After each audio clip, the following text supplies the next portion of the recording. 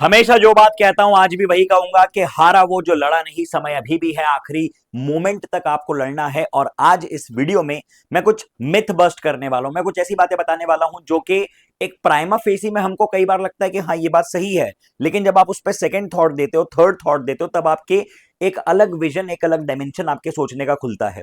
कुछ ऐसे यूनिट्स हैं जिनके बारे में ये मिथ है कि यार इनको हम छोड़ सकते हैं, और स्टूडेंट्स ही नहीं, टीचर्स भी कई बार इस चीज में जो है भ्रमित हो जाते हैं कि हाँ ठीक है, इसमें इतना समय इन्वेस्ट करना पड़ेगा तो लेट्स लीव दिस यूनिट। लेकिन वो ये भूल जाते हैं कि ये कॉमन थॉट हर बच्चा लेके घूम रहा है, और हर बच्चा ये सोच रहा है कि चलो मैं इसको छोड़ देता हूं। और अगर आपने उन यूनिट्स के हैक निकाल के उनको पढ़ लिया, उनमें केकेटीज लगा ली, उनमें केके सर के नोट्स कर लिए, तो आप उन बाकी के 90% पब्लिक से आगे निकल जाएंगे, और यहीं से कंपटीशन को फर्क पड़ता है। तो आइए सबसे पहले मैं आपको बताता हूं कि वो कौन से ऐसे यूनिट्स हैं जिनमें पिछले 10 साल में एक बहुत ड्रास्टिक उछाल देखने को मिला है। देखिए, ये आपके सामने 2015 से लेकर 2024 तक का पूरा डिटेल्ड ट्रेंड हमने बना दिया है, और यहां पे जो कलरिंग है ये है on the basis of low to high marks. जैसे मैं आपको समझाता हूं, यूनिट्स एंड डायमेंशंस की अगर बात करें तो 2015 में एक, फिर उसके बाद एक भी नहीं, फिर ये एक एक एक एक, यहां पे दो, यहां तीन तीन, दो तीन। आप देख रहे हो ट्रेंड एक से लेकर तीन तक वेरी कर रहा है यूनिट्स एंड डायमेंशन में, और एक बार ऐसा हुआ जिसमें कोई सवाल नहीं पूछा गया। अगर हम बात करें काइनेमेटिक्स की तो दो तीन, दो एक एक, तीन तीन तीन, और यहां छह। बाप रे बाप। लॉज ऑफ मोशन तीन से लेकर एक तक ये वेरिएशन रहा है। वर्क पावर एनर्जी चार दो दो तीन एक एक दो एक एक दो।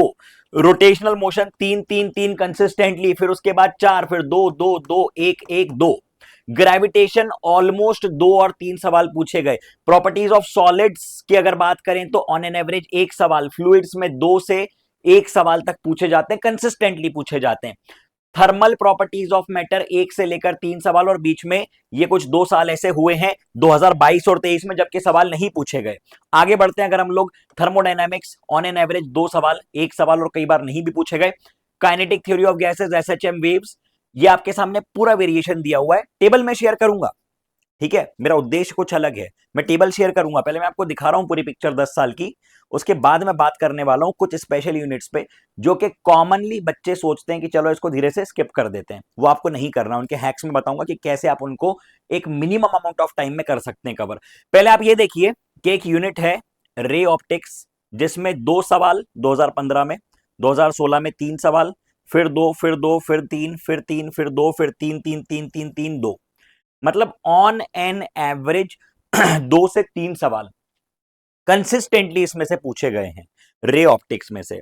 अगर आप बात करते हैं, अगर आप बात करते हैं एटम, न्यूक्लियाई और ड्यूअल नेचर की, यानी अगर आप बात करते हैं मॉडर्न फिजिक्स की, तो यदि हम इतने हिस्से को मिला दें तो यहां पे आप देखिए एक, दो और दो यानी कि पांच, दो, दो चार और तीन यानी कि सात, यहां पे दो और दो, चार और तीन सात, चार और तीन सात, तीन और दो पांच, ठीक है, पांच और पांच 10, दो और तीन, पांच और तीन 8। मतलब ऑन एन एवरेज 5 से 10 सवाल मॉडर्न फिजिक्स से पूछे गए हैं।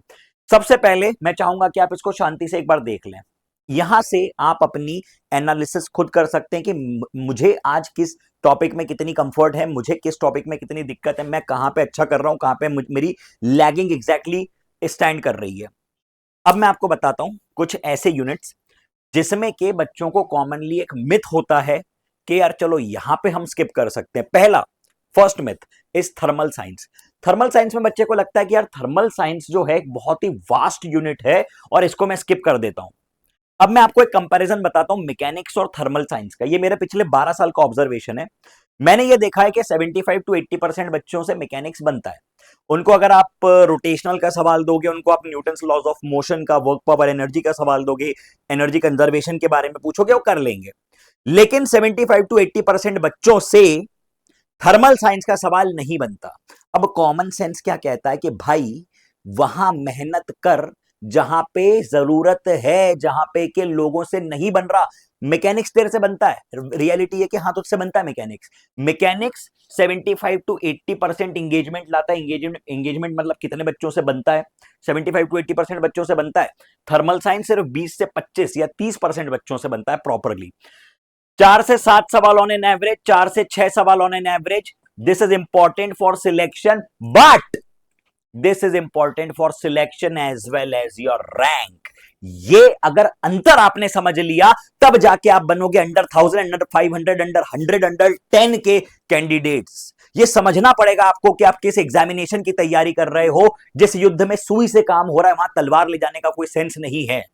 अब समझिए चर्चा, थर्मल साइंस को 6 से 8 घंटे में कैसे कर सकते हो। नोट्स, शॉर्ट नोट्स रेगुलरली मैं आपको दे रहा हूं, नहीं अगर आपको कोई स्पेशल मटेरियल चाहिए टेलीग्राम पे जुड़ो, प्रोवाइड करवा दूंगा। थर्मल साइंस में आप एक दिन डिवोट कर सकते हो, सुबह 8 बजे से दोपहर के 2 बजे तक। सेल्फ स्टडी की बात कर रहा हूं मैं। आप उठाओ सबसे पहले थर्मल प्रॉपर्टीज, उसमें आप स्केल्स कर लो, जो अलग अलग स्केल्स के कंपैरिजन होते हैं, ठीक है। X minus lower point upon higher minus lower equal to constant, इस पे एक सवाल फंसता है। इसके अलावा जो कंपैरिजंस होते हैं इन पे एक सवाल फंसता ही फंसता है।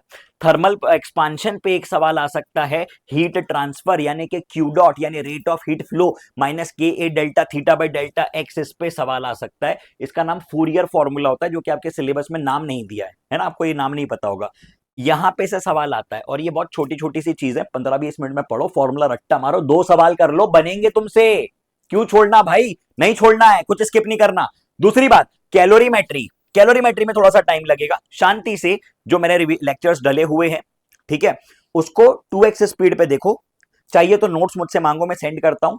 2-2 3-3 सवाल उठाओ, रिसेंट पीवाईक्यूज कर लो, लेकिन एटलीस्ट इसमें से लेटेंट हीट, सेंसिबल हीट, वो जो ग्राफ हम बनाते हैं टेम्परेचर टाइम कर वो, और law of calorimetry, heat lost equal to heat gain, इतना कर लो। एक आध सिंपल सवाल फंस जाएगा। तुम ये मान के चलो कि अगर इसमें से 6 सवाल आए, 6 में से तुमसे 4 बन गए, 2 तुमने छोड़ दिए, तो भी विन विन सिचुएशन है मेरे भाई। एज कंपेयर टू तुम 6 के 6 सवाल छोड़ के आ जाओ। सोचो सोचो, मैं चाहता हूं कि तुम सोचो।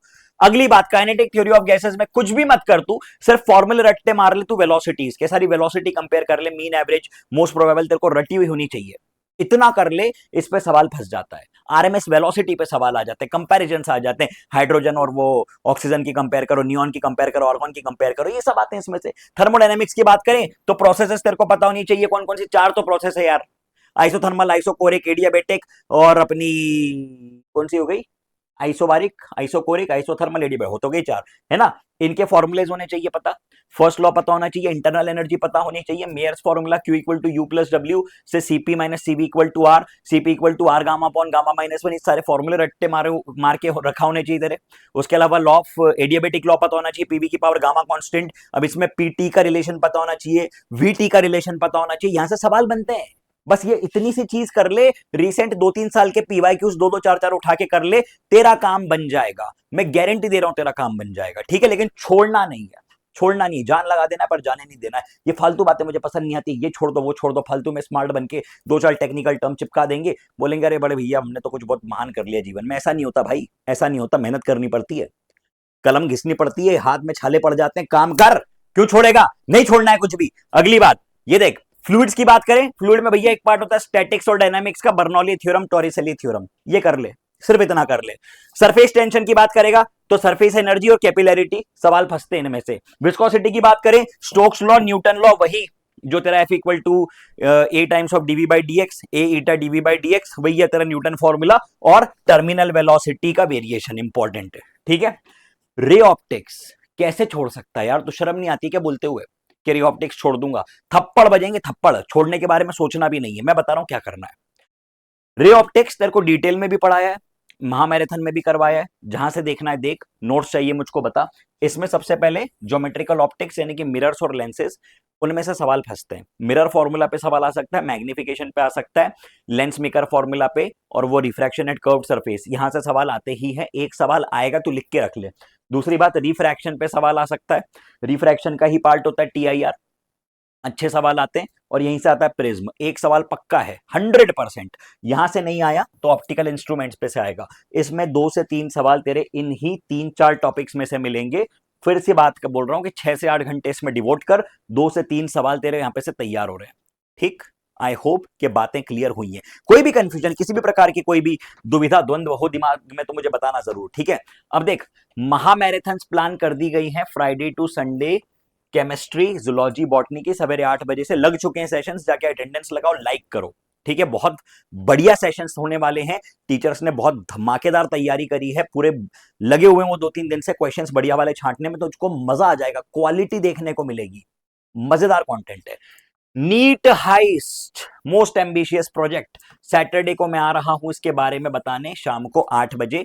और यदि तुम चाहते हो मेरे द्वारा एक कंप्लीट मैराथन जिसमें पूरी 11वीं पूरी 12वीं के सबसे चुनिंदा महत्वपूर्ण कॉन्सेप्ट्स और उनके सवाल मैं करवाऊं, जिससे कि आप लोग 140 मार्क्स कमिट कर सकते हैं एग्जामिनेशन में, तो मुझे कमेंट में बताना, मैं बिग डैडी महामैराथन लेके आऊंगा। This is actually going to be the big daddy यानी ताऊ जी, बड़े पप्पा, किसके, सारे महामैराथन के। तुमको देख के पता चल जाएगा भाई, 2 तो करवा चुका हूं 12-12 घंटे की, 12-12 घंटे की 2 मैराथन पिछले 2 हफ्ते में करवा चुका हूं, और एक और लेके आने की बात कर रहा हूं। तो यही होती है क्लास, यही होती है क्वालिटी। चलिए, तो बहुत बहुत धन्यवाद। आई होप कि ये बातें आपके समझ में आई, और कोई भी कंफ्यूजन हो तो मुझे जरूर बताना। See you all and thank you, good bye, take care.